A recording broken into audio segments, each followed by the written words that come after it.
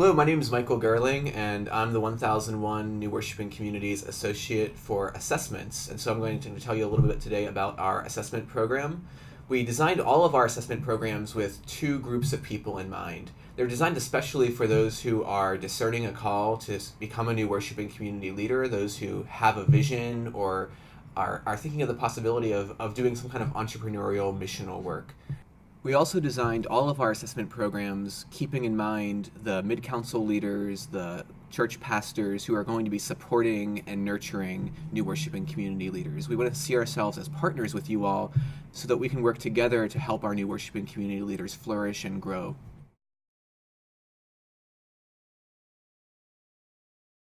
We offer 3 levels of assessments. The first level is called the Missional Leadership Quiz, or the MLQ.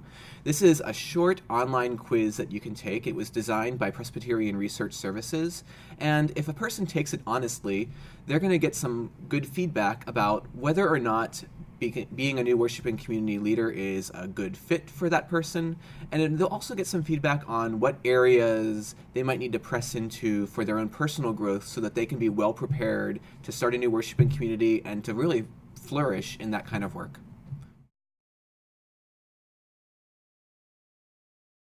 The second level of assessment that we offer is a one-day event called Exploring Missional Leadership. This event is designed for people who are thinking about starting a new worshiping community. Maybe they've already taken the MLQ, and now they're wanting to explore a little bit further what it looks like to start a new worshiping community. They want to explore themselves a little bit and begin to identify the particular areas of competency that they need to develop in themselves. So we spend the morning of every EML looking at the nature of the work of starting a new worshiping community. We talk about what is missional church.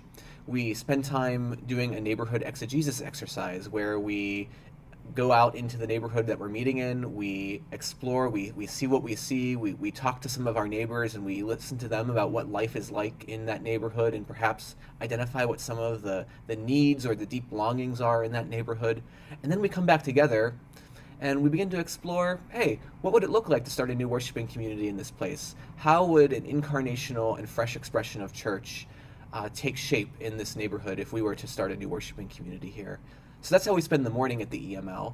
And then we spend the afternoon exploring what it means to be a missional leader. What are the qualities and competencies we need to have in ourselves to really successfully and faithfully start a new worshiping community in any context?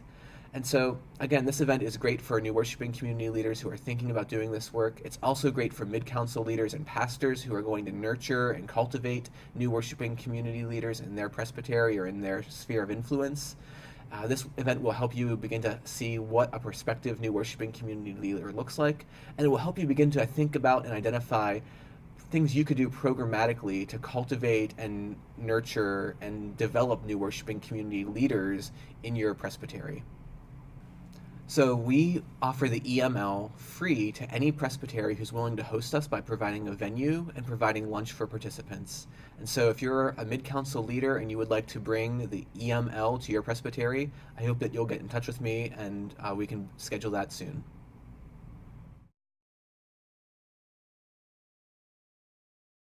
Recently, we took the EML to a presbytery that had contacted us saying they really wanted to see a movement of new worshiping communities starting in their presbytery, and they didn't know where to begin. And so the EML they found was a great place to start. They gathered about 30 pastors and other leaders from within their presbytery together, and we spent the day doing the EML, looking at what is missional theology, what does missional church planting look like, doing neighborhood exegesis together. We spent the afternoon talking about what does it take to do this work.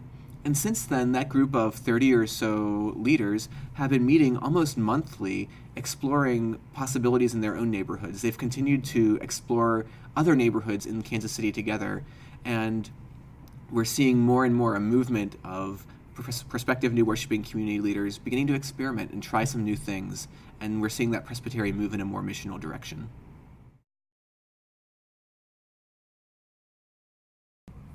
Our third level of assessment is called Discerning Missional Leadership, or the DML, and this is for those who have been doing some discerning work. They've probably already taken the Missional Leadership Quiz, they may have already attended an Exploring Missional Leadership event, and they're ready to really do a deep dive of discernment with some others. And so the DML is 4 days long. It happens in a retreat setting typically, and if you attend a DML, you'll be with about 9 or 10 other people who are also doing this discerning work from all around the country. And you'll also be with a team of 6 or 7 experts who have a lot of experience in starting new worshiping communities, either as the leader of a new worshiping community themselves or as someone who has nurtured and supported and coached new worshiping community leaders. In those 4 days, you'll explore what it looks like to start a new worshiping community. You'll explore yourself through tools like StrengthsFinder, through some conversations about our social base, and through an extensive conversation with a couple of the folks on the staff team. At the end of the DML, you'll get feedback from the team of staff who are facilitating this event. And that feedback will include a disposition of whether we see starting a new worshiping community as a good fit for you or a potential fit, or perhaps as not a fit. And we'll also give you some feedback of how we experienced you in those 4 days, and we'll give you feedback of next steps that we would recommend to you in order to grow as a missional leader. This event is required to receive the Growth Grant, which is our 3rd level of grant funding from 1001. However, we recommend that you actually attend the DML sooner than that. We believe that attending the DML as early on in your process as possible is really going to set you up to continue growing as a leader while you do the work of starting a new worshiping community. Attending a DML can be an incredibly empowering experience for some folks who are considering this work, but perhaps are having a hard time even seeing themselves in this work. Not long ago, we had someone attend a discerning missional leadership assessment who had good missional instincts. In fact, she was an Uber driver, and she had so many stories of meeting passengers while she was driving for Uber, and she would tell them a little bit about herself, and by the end of the drive, the passenger would say that they would want to attend a church if she was starting one. And yet, for some reason, she just couldn't see herself in the role. And so we were able to really speak some words of encouragement to her, and by the end, she was able to see herself as a new worshiping community leader in a way that she wasn't able to before. So attending a DML can be a really empowering experience for people who have the skill set to do this work, but for one reason or another can't see themselves in this work. Sometimes DML participants can receive feedback that's hard or unwanted, but in the end is a blessing. We recently had a person attend a DML who was thinking about starting a new worshiping community, and he had some plans in place already. And as we got to know him over the course of the DML, we saw that he really did have the skill set to do this work. He was a missional person. He was great at relating to people outside of the church. He had good entrepreneurial instincts. He was a faithful person. But as we began to hear his story and learn about everything that was going to be happening in his life, we learned that he was planning on starting a new worshiping community just 3 or 4 months later from attending the DML, and that in those same 3 or 4 months he was going to be relocating to the city where he would be doing the work, that he was going to be getting married, and that he was going to become a father for the first time in those 4 months.